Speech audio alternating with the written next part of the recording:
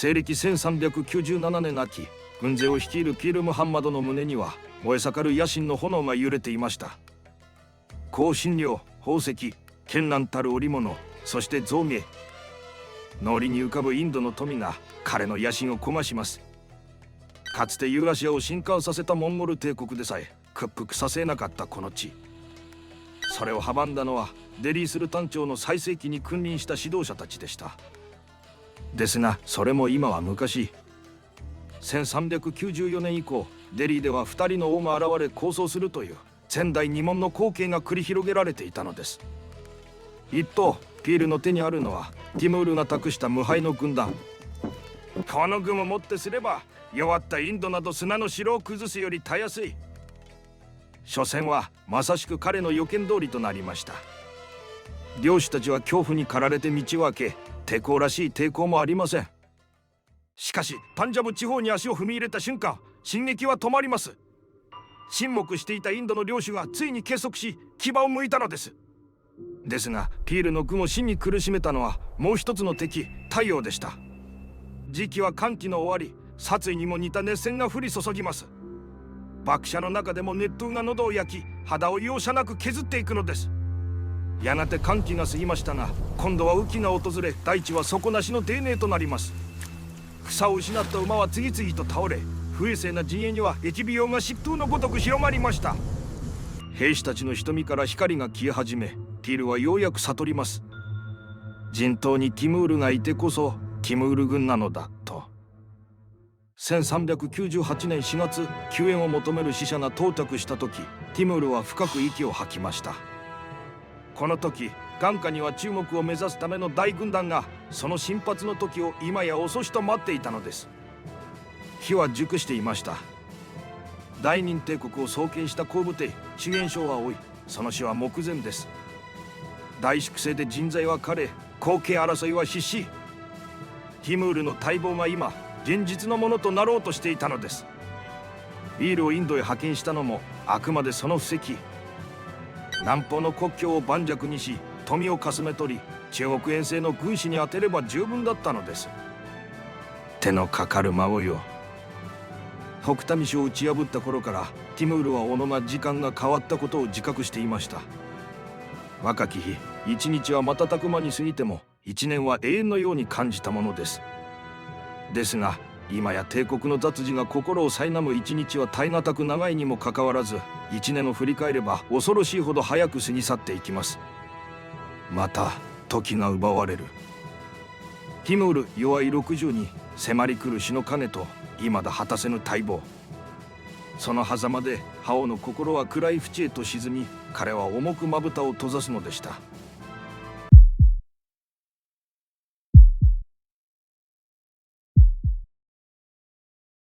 しかし思いはすぐに反転します。アレクサンドロス大王はインダス川をかろうじて渡ったに過ぎません。シンギス・ハンもインドの灼熱を恐れ深入りは避けました。英雄たちが諦めた地へ挑む、その誘惑は唯一無二のもの。静かに瞳を開いた時、ティムールの心は決まっていました。彼は立ち上がり、雷鳴のごとき声を放ちます。聞け我が兵士たちよ。インドのムスリムと称しておる輩は空想を排する邪教徒どもと結託している。よって今よりこれを撃つ。これは聖戦である。大義名分は掲げられました。かくしてティムールは9万の軍勢の矛先を中国から転じ、インドへ向け進発したのです。がその前にティムールにはなすべきことがありました。かつて若き日に身を隠したヒンドゥークシュ、その峠を再び越えるにあたり、彼は大軍をなだらかな道へ迂回させ、自らは抜きんでた精鋭だけをえりすぐって強雪に閉ざされた最も険峻な峠道を選びます。狙いはただ一つ、ティムールが国一と呼んだ名うての盗賊集団カトゥル部族の完全なる殲滅。山頂にある彼らの山菜は石と氷が幾重にも積み上がる難攻不落の要塞。かつてアレクサンドロス大王すら彼らを征服することはできませんでした。デリへ侵攻するにあたり、背後にこの牙を残すことは大きな家訓となります。昼の陽光で誘拐する氷の上で足場を失うのを避けるため、移動は夜間にのみ行われました。ある場所では兵士たちはソリを作り、ティムールのために引きずります。またある場所ではティムールは杖をついて雪の中を相当遠くまで歩いたとされています。片足を引きずるその体にとって一歩がどれほどの苦痛を強いたかは想像に難くありません。ティムール様、無茶です。引き返しましょう。兵士たちの悲鳴にも似た懇願をティムールは一達しました。一旦始めた狩りは決して中断してはならない。これは彼の座右の銘の一つでした。ついにカトル部族の砦を吸収したティムールの小部隊、熾烈な戦闘で多くの兵が倒れたと年代記は伝えています。しかしやがてティムールを象徴する記念碑首の塔がヒンドゥークシュにも姿を現したのでした。9月、インダス川を渡ります。ティムールの伝記勝利の書によれば、まさにホラズムの王子ジャラールティーンがイカれるチンギスの追撃から逃れるために泳いで渡った場所であったといいます。ティムールがその場所をトカテに選んだのは偶然ではありません。己をチンギスと並び立つ、あるいは超える征服者と位置づける彼の壮大な野心の無言の表明だったのです。10月、孫のピール・ムハマドと合流。祖父の爆書にたどり着いたピールは憔悴しきっていました。ピールよ、こたびの衛星でお前は何者にも代え難い教訓を得たはずだ。ティムールは孫を傍らに呼び寄せ絨毯に座らせると、勘で含めるように語り始めました。人間には3つの型がある。第一は春巡の末に自滅する優柔不断のと。お前は違う。その声にわずかなぬくもりが宿ります。第二は不幸の中でも最地で窮地を脱する者。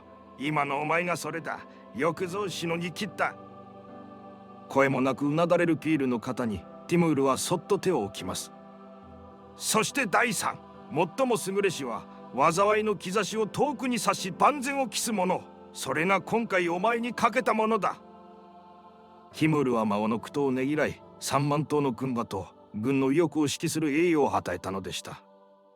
かくしてティムールはインドの心臓デリへ向け怒涛の進撃を開始します。とりわけ彼の愛する孫ティール・ムハンマドを苦しめた者たちへの報復は苛烈を極めたと言います。ティムールの伝記勝利の書は次のように記しました。殺戮はあまりに激しく、まちまちは腐敗した死体で悪臭を放っていた。虐殺を逃れた者たちは殴られ捕虜として連行されます。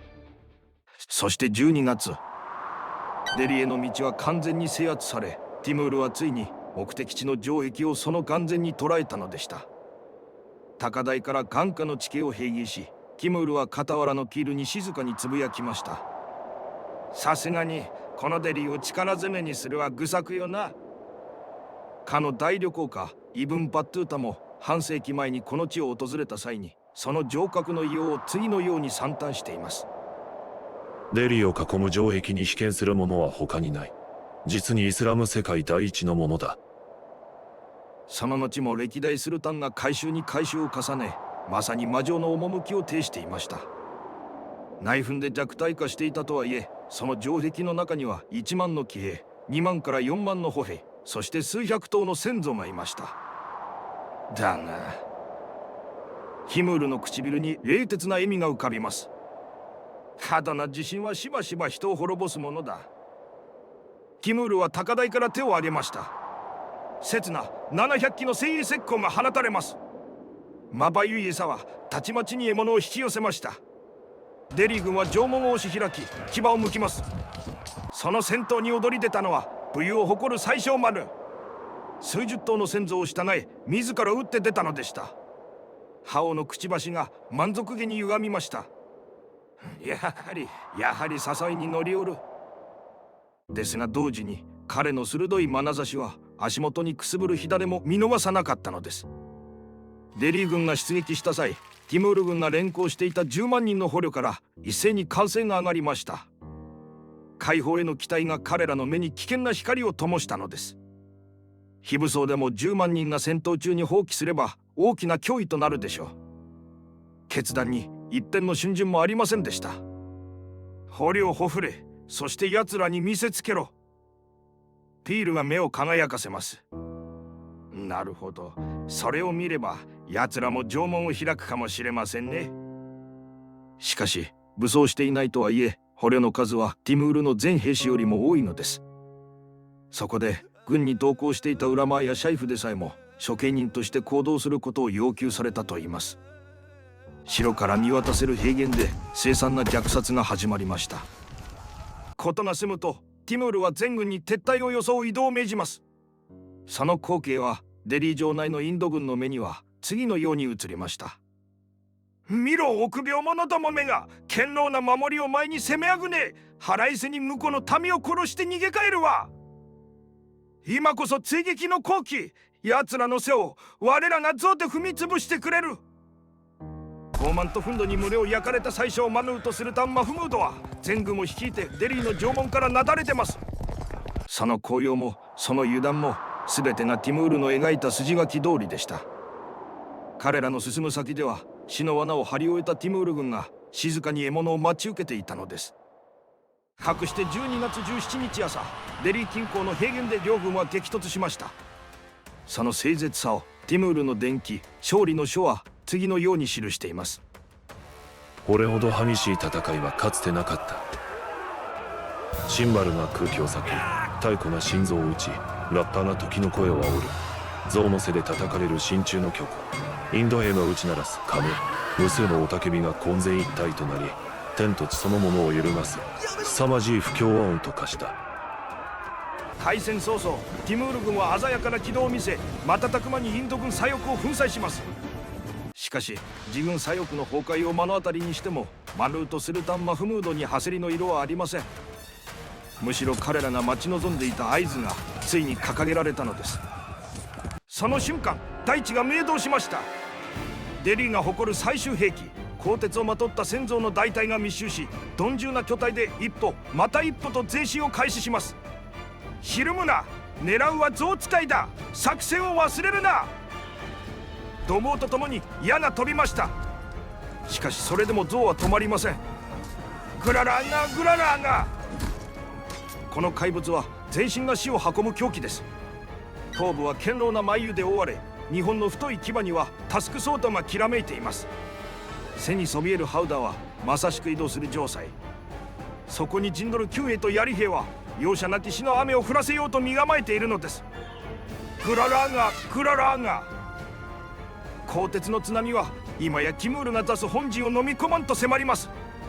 ですがティムールは悠然と腰を下ろしたまま微動だにしませんでした。彼は布石を塔に打ち終えていたのです。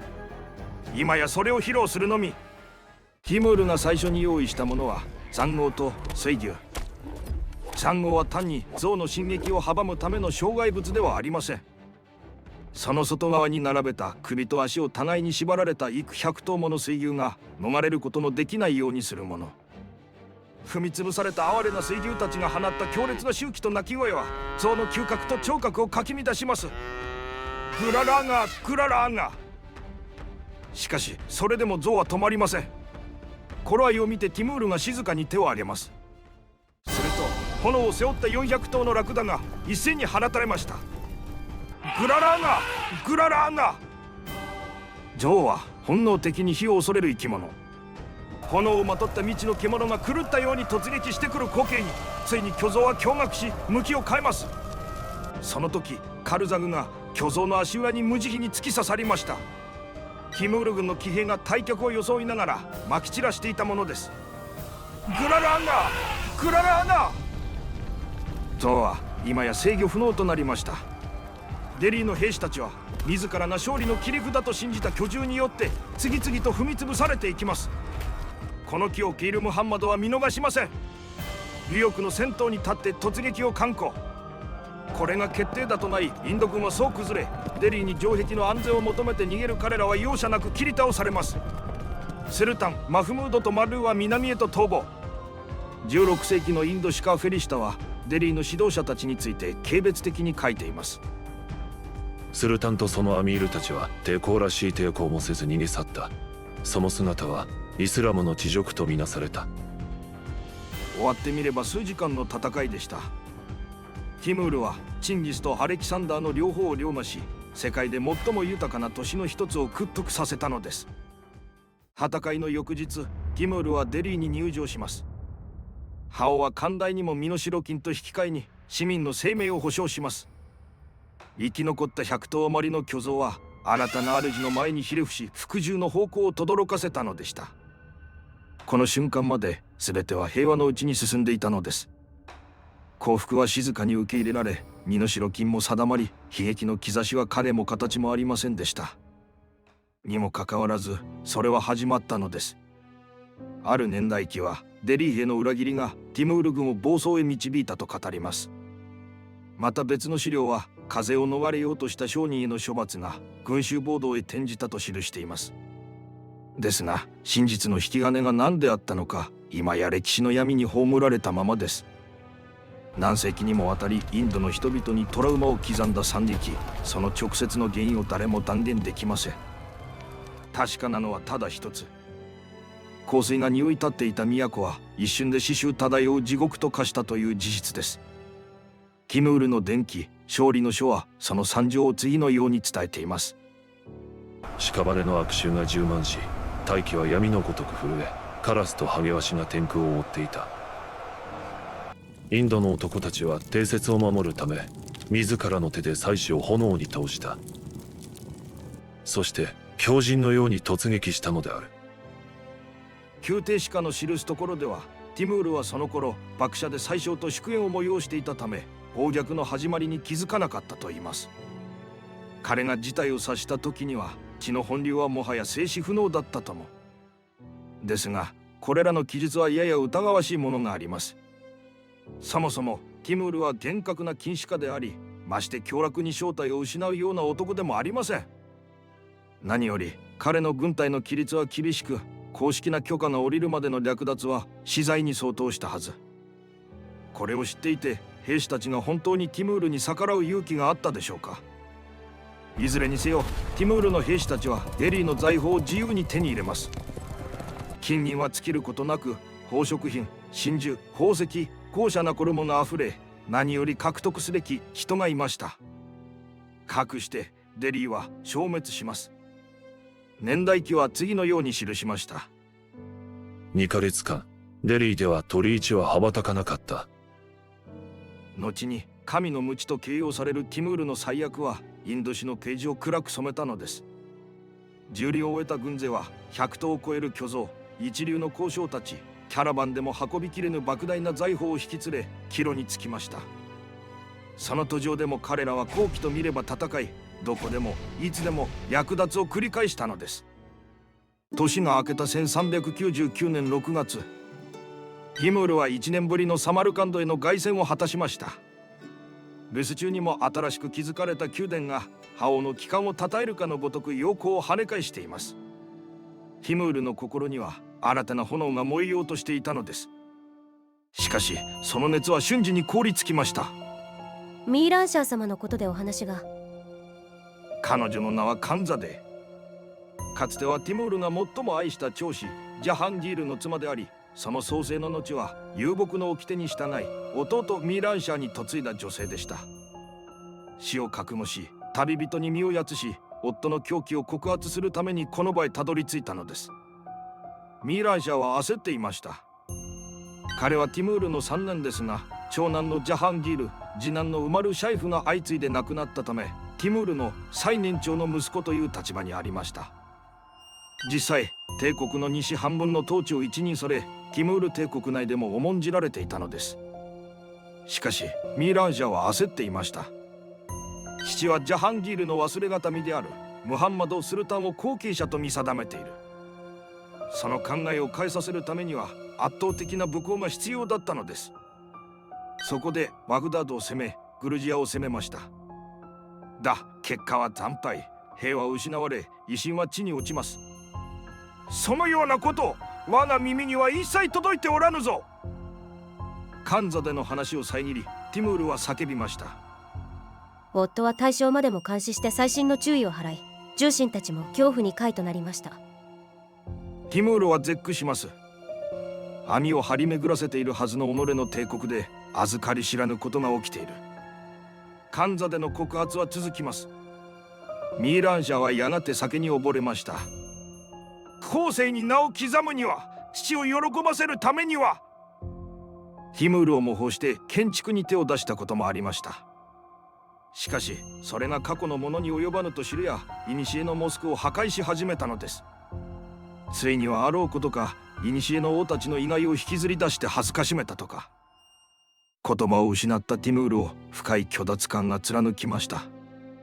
築き上げたはずの帝国が足元から腐り落ちていくような感覚。隅々まで張り巡らせたはずの覇王の根が己が息子の狂気すら見抜けなかったという事実。フィーレの施策とはまた違う取り繕いようのない集体でした。ティムールは静かに目を閉じます。脳裏には幾度も夢に見た東方の光景が揺らいでいました。民はまた遠のいたか。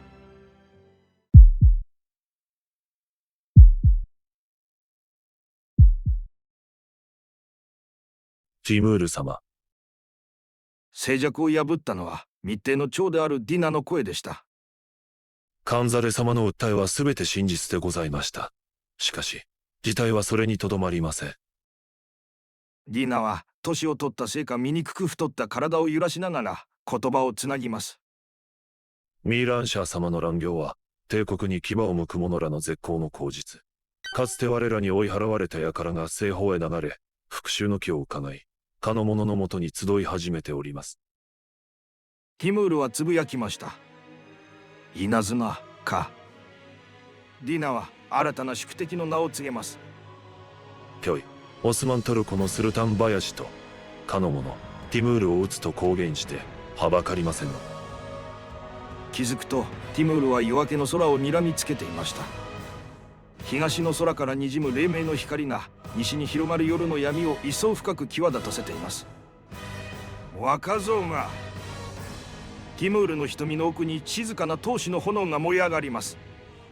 覇王の心はもはや西にあったのです。